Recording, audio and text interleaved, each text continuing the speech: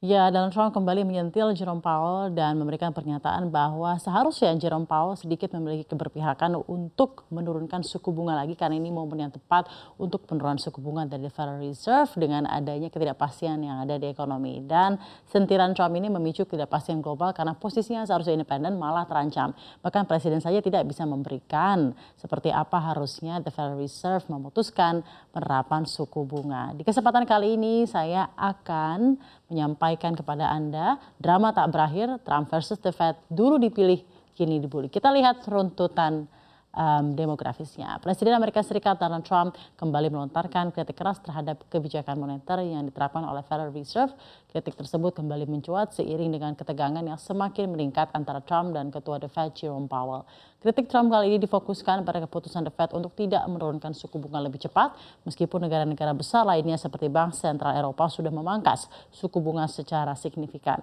Kritik terhadap kebijakan suku bunga Trump juga sudah dilantarkan dan kebijakan The Fed dianggap tidak cukup responsif terhadap tantangan ekonomi Amerika Serikat. Ia menyebut Powell sebagai pecundang besar dan menyalahkan kebijakan moneter The Fed atas lambannya pemulihan ekonomi Amerika Serikat. Dan salah satu keluhan utama Trump adalah kenyataan bahwa bank sentral lainnya, contohnya di Eropa, seperti European Central Bank, sudah memangkas suku bunga hingga 7 kali. Sementara The Fed dinilai terlambat dalam merespon kebutuhan ekonomi Amerika Serikat, tetap menerapkan suku bunga di kisaran yang sama, dan Trump menganggap bahwa kebijakan suku bunga tinggi dipertahankan oleh The Fed justru merugikan perekonomian dan membuat Amerika Serikat kehilangan daya saing global. Dan mengatakan sebenarnya inflasi sudah baik-baik saja, kenapa tidak diturunkan suku bunganya. Lalu rentetan ini pun berlanjut kepada dampaknya pada pasar keuangan. Pernyataan-pernyataan Trump yang menyerang The Fed telah menambah ketidakstabilan tersendiri di pasar keuangan. Contohnya baru-baru saja di 21 April 2025,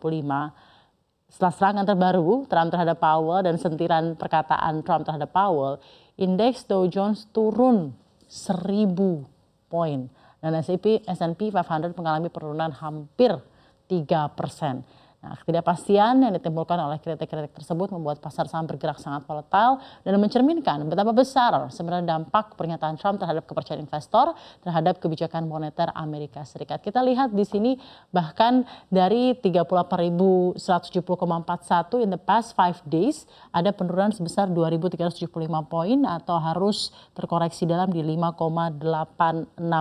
Ini secara tren 5 hari, tapi kalau kita ambil dalam waktu 1 hari saja terlalu begitu kelihatan bahwa memang ada penurunan yang begitu drastis dari Dow Jones akibat dari pernyataan dan statement-statement Donald Trump mengenai kebijakan dari Federal Reserve. Dan Trump juga tidak segan-segan gitu ya membandingkan kebijakan The Fed dengan kebijakan bank sentral lain yang lebih agresif dalam menurunkan suku bunga.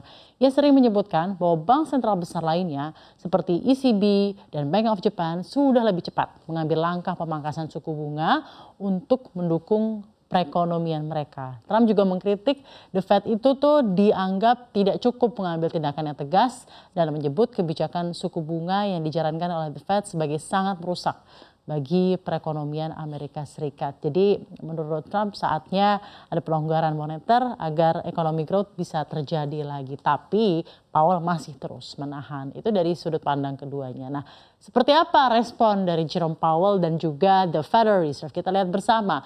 Meski terus menjadi sasaran kritik, Jerome Powell menegaskan bahwa ia tidak akan mengundurkan diri sebelum masa jabatannya berakhir di 2026. Dan Powell menggarisbawahi pentingnya independensi The Fed dalam mengambil keputusan jauh dari tekanan politik. Dan menyatakan bahwa keputusan-keputusan The Fed ini selalu didasarkan pada pertimbangan ekonomi jangka panjang, bukan tekanan politik jangka pendek, bukan statement Donald Trump, bukan statement siapapun. Dan Powell juga menekankan bahwa kebijakan moneter The Fed ini bertujuan untuk menjaga stabilitas ekonomi, bukan untuk memenuhi tuntutan politik. Apa yang bisa kita sampaikan di sini adalah quotes terbaru dari Jerome Powell. Ia menekankan bahwa kita adalah bank sentral yang independen, kami akan membuat keputusan berdasarkan apa yang menurut kami terbaik untuk ekonomi. Lalu kita lihat juga sebenarnya memang ini tidak baru. Karena ada sejarah ketegangan Trump dengan the Federal Reserve. Ketegangan-ketegangan yang ada antara Trump dan Central Bank Amerika ini sebenarnya sudah dimulai sejak masa jabatannya sebagai Presiden Amerika Serikat yang pertama di 2017. Pada 2018 itu Trump mulai terbuka mengkritik the Fed karena terus menaikkan suku bunga meskipun ia berpendapat bahwa ekonomi Amerika Serikat sedang dalam kondisi yang kuat. Trump juga bahkan mengatakan, saya tidak senang gitu ya dengan keputusan the Fed. Saya tidak senang dengan apa yang dia lakukan itu 18 Juni 2019 terkait kebijakan suku bunga yang akhirnya dinaikkan. Nah, di 2019 ketegangan semakin memuncak ketika Trump secara terang-terangan menyebut the Federal Reserve sebagai bodoh gitu ya karena menaikkan suku bunga terlalu cepat. Ia juga menyatakan bahwa Jerome Powell tidak tahu apa yang dia lakukan dan bahkan mengungkap penyesalan telah menunjuk Powell sebagai ketua The Fed. Dan kritik ini menambah daftar panjang serangan Trump terhadap lembaga yang seharusnya independen dalam menentukan kebijakan moneter. Kita lanjut lagi ya, perdramaan ini seperti apa gitu ya. Sosok Jerome Powell, kita juga ketahui sosok Jerome Powell dalam ketegangan dengan Trump ini patut diperhatikan ya. Powell sendiri itu dipilih oleh Trump ya. Penting dicatat bahwa Jerome Powell sendiri ini adalah pilihan Donald Trump untuk memimpin the Fed menggantikan Janet Yellen. Namun hanya dalam waktu kurang dari setahun setelah penunjukan Jerome Powell, Trump mulai menyerang Powell secara terbuka. Ini merupakan fenomena yang sangat jarang terjadi dalam sejarah politik ekonomi Amerika, di mana seorang presiden dengan cepat mencabut dukungannya terhadap pejabat yang sebelumnya ia pilih. Jadi memang ada polemik tersendiri dan ke-wishy-washyan gitu ya Donald Trump terhadap sosok-sosok tertentu yang dianggap tidak memiliki kebijakan sesuai dengan apa yang dia inginkan. Menarik ya. Jadi kita bisa melihat sebenarnya dari sini siapa sebenarnya problemnya. Di satu sisi ada potensi ancaman terhadap independensi the Fed. Karena secara tradisional Presiden Amerika Serikat seharusnya menghindari campur tangan dalam kebijakan moneter untuk menjaga independensi the Fed. Namun Trump seringkali melanggar norma ini dengan mengkritik kebijakan the Fed secara terbuka. Beberapa ekonom khawatir juga bahwa jika the Fed terlalu tunduk pada tekanan politik, kredibilitas dan efektivitasnya dalam menjaga stabilitas ekonomi dan inflasi bisa terancam. Suku bunga yang diturunkan terlalu cepat bisa meningkatkan risiko inflasi yang tidak terkendali yang justru dapat merugikan perekonomian Amerika Serikat dalam jangka panjang.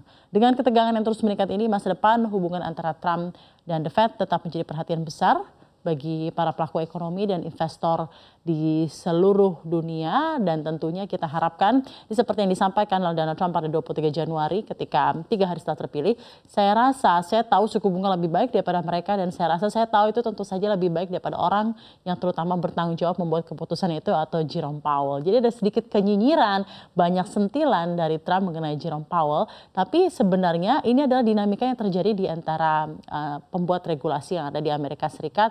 Dan kita harapkan mengamati dinamika yang tak berkesudahan ini, kita berharap justru di negara kita, regulator sistem keuangan Indonesia dapat mengeluarkan butir peraturan dan insentif yang dapat semakin memperkokoh dan memberikan kedalaman tersendiri terhadap resiliensi pasar keuangan kita, pasar saham, mata uang Garuda dan lain-lain di dalam negeri.